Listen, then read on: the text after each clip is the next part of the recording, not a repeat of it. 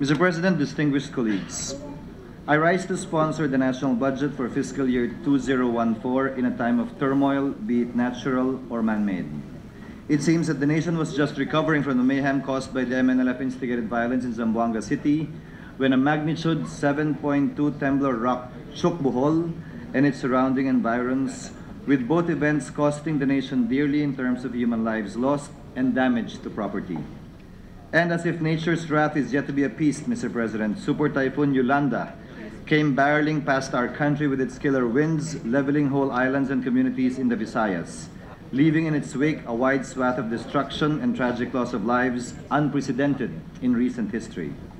In the same breath, Mr. President, the administrative institutions are similarly under siege, with a heated pork barrel controversy hogging newspaper headlines, emitting the foul stench of corruption, permeating the various echelons of government, from the legislative branch all the way to the cavernous halls of Malacanang. The political turmoil spawned by the pork barrel scandal, be it the PDAF or the DAP, spurred tens of thousands of concerned citizens to march and demand in outrage no less than a total abolition of pork barrel in the 2014 national budget.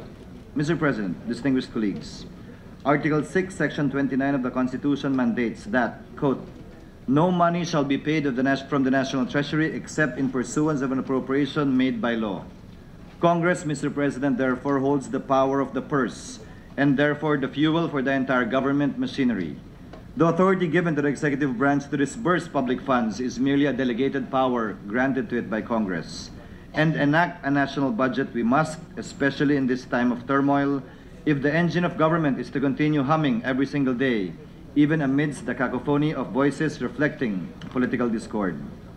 It seems a pity, Mr. President, that the laudable key reform measures instituted in the proposed 2014 national budget were overshadowed by today's broiling pork controversy that has discredited somewhat the entire budget process. Foremost among these reforms, Mr. President, is the concept of performance-informed budgeting that has given an innovatively new face to today's budget documents, presenting not just the pesos, but more importantly, the outcomes, outputs, and performance targets of government agencies for the succeeding year. In addition, the newly instituted program budgeting approach now allows for better collaboration among government agencies through convergence of efforts and resources along priority programs of the government as envisioned under the President's social contract. One other innovative key reform instituted is the movement towards a budget as released document in 2014. Simply put, Mr. President, the Department of Budget and Management declares that the budgets of agencies, except those contained in its negative list, mostly lump sums, are considered released to them as soon as the national budget takes effect. To make this possible, Mr. President, distinguished colleagues, the 2014 budget is to date the most detailed budget proposal in our country's history. Almost or most of the items are line items to include personal services, maintenance and other operating expenses, and capital outlays, so that transparency is indeed at its peak. There will be no need anymore for the SARO or Special Allotment Release Order that authorizes a government agency to incur obligations not exceeding a given amount during a specified period, insofar as these line items are concerned. In keeping, Mr. President, with the government's drive towards inclusive development, the 2014 budget also allowed the citizens' active participation in crafting the people's budget. In particular, Mr. President, budget partnership agreements were drafted between agencies and civil society organizations, while bottom-up budgeting allowed the participation of local government and communities in the budget process. Mr. President, the proposed national budget for fiscal year 2014 amounts to 2.268 trillion, reflecting a nominal increase of 262.1 billion or 13.07% over the current year's 2.006 million budget.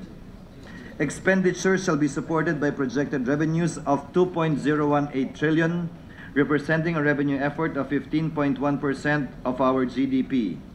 Tax revenues in particular will account for 1.879 trillion in fiscal year 2014, or a tax effort of 14.1%, while non-tax revenues will amount to 136.13 billion.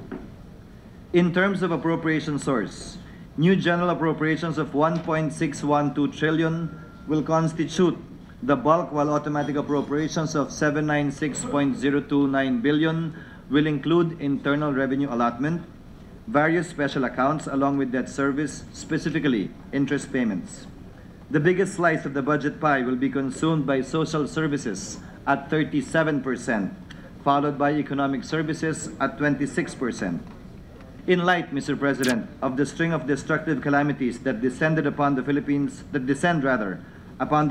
every year, it is worthy to note that the Alternative Budget Initiative, the Environment Cluster, and the Liga Policy Institute has tagged budgets for climate change adaptation and disaster risk reduction that are embedded within the budgets of several departments. ABI reported that out of these tagged budgets amounting to over 73 billion pesos in the 2014 National Expenditure Program, 47% will go to flood control projects, 14% will go to housing program for informal settler families in danger zones, 16% will go to the quick response funds in the budget of the DSWD, DA, DepEd, DND, and DPWH, and the Calamity Fund under the Office of the President. 23% to other adaptation and disaster risk reduction management related projects, including multi-hazard and early warning systems, vulnerability adaptation assessment, adaptation and agriculture, and international commitment funds. As approved by the House of Representatives, Mr. President, the General Appropriations Bill, or GAB, is 98 million lower than the President's proposed budget. In particular, new appropriations for the succeeding year amounts to a lower 1.611.776 billion as approved by the House, in contrast to the President's proposal of 1.611874 billion. With the total unprogrammed fund and automatic appropriations remaining unchanged vis-a-vis the President's budget proposal, the 2014 obligation budget recommended by the House amounts to 2.267902 billion. A major portion of the amendments contained in the GAB were part of the errata on the National Expenditure Program that were submitted by the DBM and are mostly internal realignments within the agencies or departments.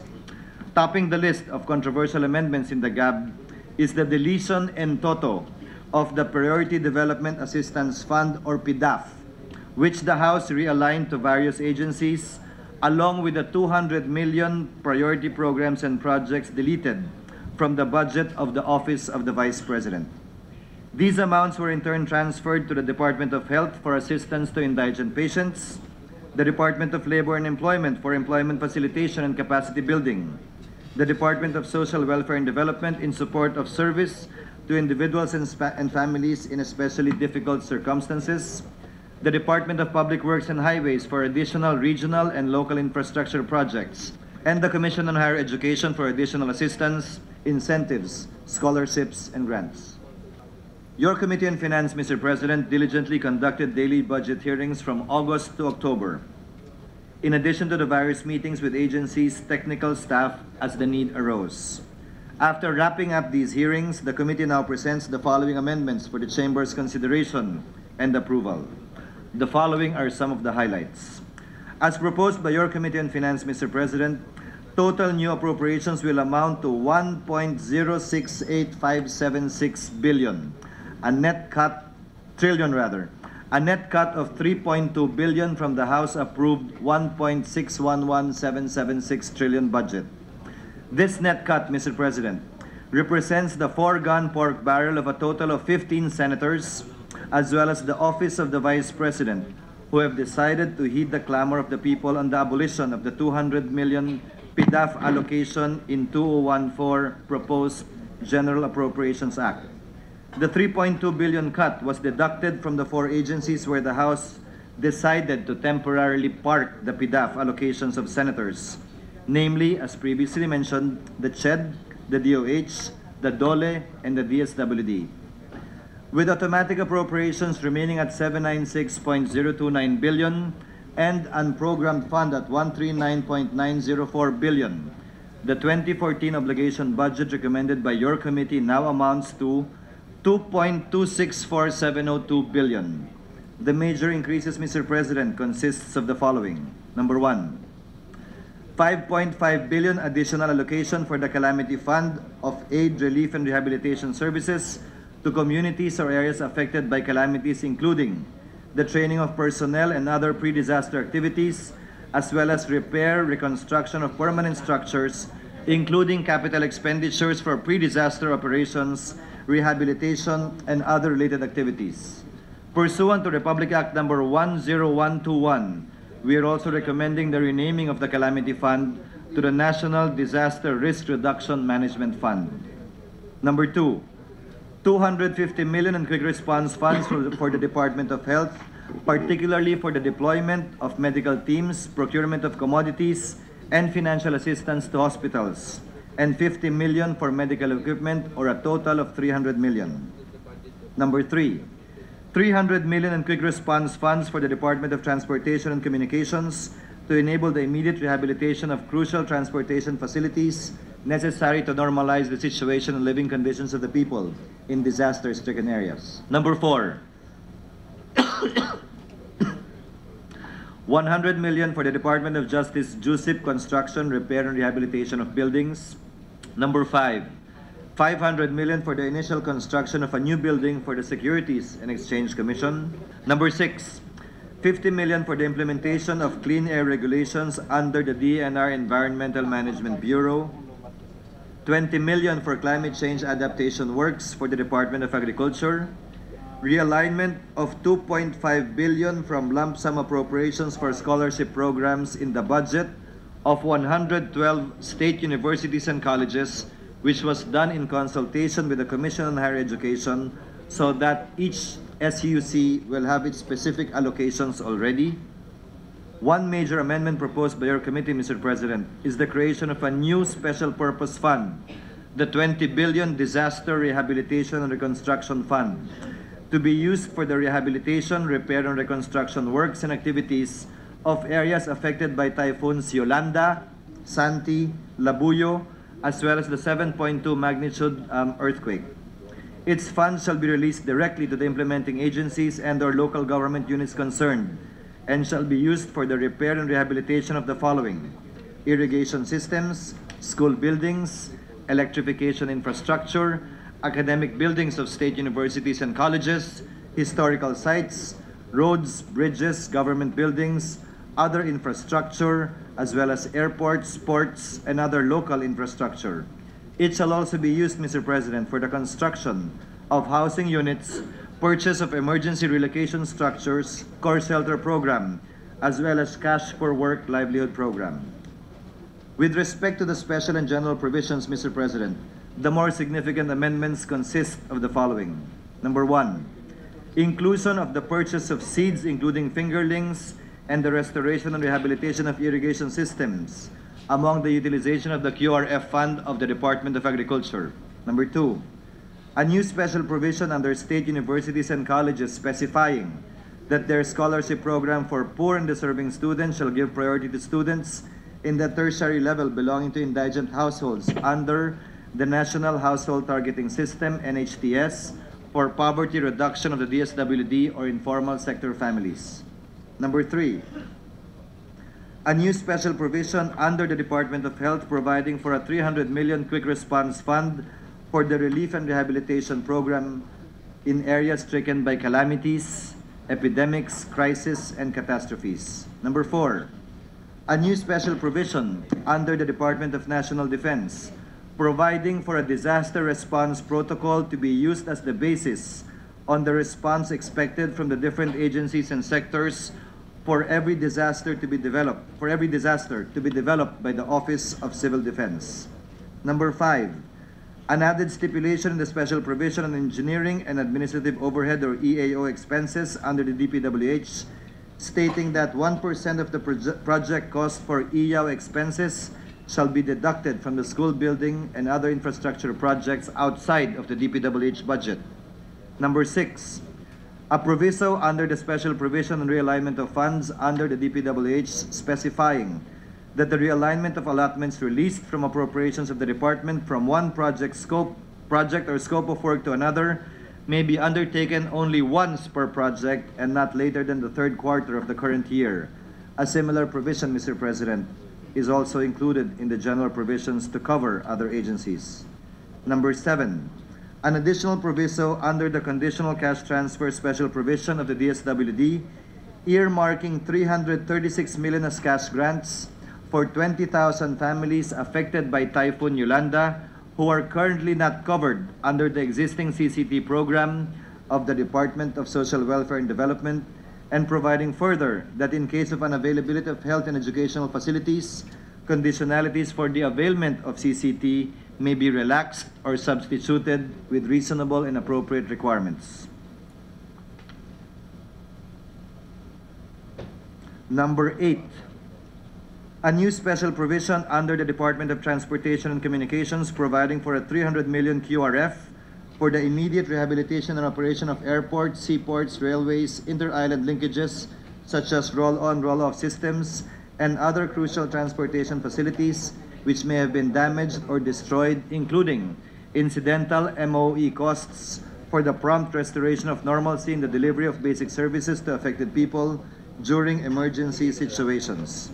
Number 9, amendment of the special provision on the QRF under the Calamity Fund stating that 30% of the amount allocated by the NDRRM fund shall be allocated as Quick Response Fund or Standby Fund for relief and recovery program to normalize as quickly as possible the living conditions in areas stricken by calamities, disasters, epidemics, or other complex emergencies. Number 10, an added provision on the release of funds under the unprogrammed fund stating that any savings generated from the programmed appropriations for the first 2 quarters of the year may be released by the DBM subject to the President's approval under the unprogrammed fund corresponding to only 50% of the said savings, net of revenue shortfall. The release of the balance of the said total savings shall be subject to fiscal programming and approval of the President.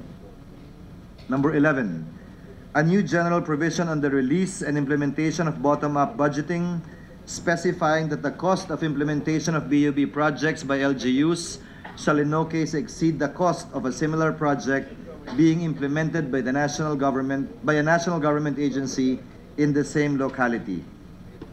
Number 12, a revised general provision which requires that harmonized priority research agenda shall be related directly to the priorities under the Philippine Development Plan. Number 13, an amendment to the general provision on lump sums and lump sum appropriations specifying that a copy of the list of projects and its implementing agencies, or LGUs, shall be submitted to the Committee on Appropriations and the Committee on Finance and must be posted in the official website of the agency concerned. Number 14, an amendment to the general provision on the requirements of fund transfers to civil society organizations stipulating that the government agency where the funds were released and which was subsequently transferred to civil society organizations shall remain accountable for the funds. In addition, any government official, employee, and person who shall misuse such funds under their control or administration shall suffer the maximum penalty imposed by existing laws, namely the Revised Penal Code, the Anti-Graft Law, and the Plunder Law. Number 15, an amendment to the general provision requiring a more detailed reporting on the utilization of income by the agencies. Number 16, an amendment requiring that the quarterly financial narrative report should include the realignment of funds within the agencies as well as the transfer of funds to other government agencies, CSOs, LGUs, GOCCs, or lump sum funds. And number 17, a new general provision requiring the DBM to furnish the Commission on Audit a list of all items under this Act that were considered as released upon its effectivity into law. The DBM shall also submit to COA a copy of all released documents such as SARO and NCA pertaining to release of funds, such as lump sum funds, special purpose funds, supplemental appropriations, automatic appropriations, continuing appropriations, use of savings, and realignment of funds.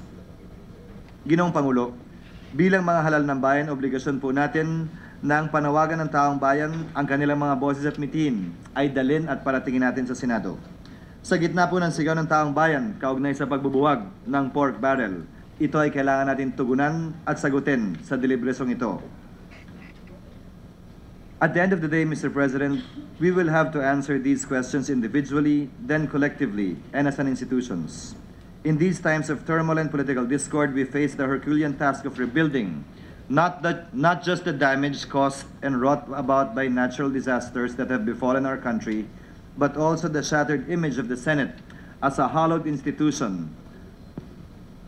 We are no Hercules, Mr. President, but in this time of national calamity and amidst the unspeakable grief and despair of our countrymen who tragically lost their entire homes and loved ones to nature's fury, the least we can do is to rise above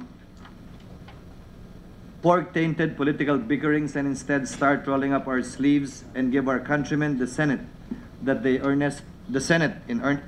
in earnest truly deserve.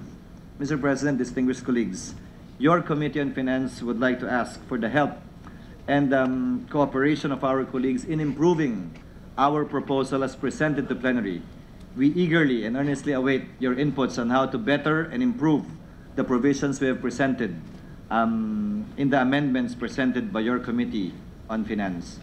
Maraming salamat po, Ginoong Pangulo, at mabuhay po ang Pilipinas.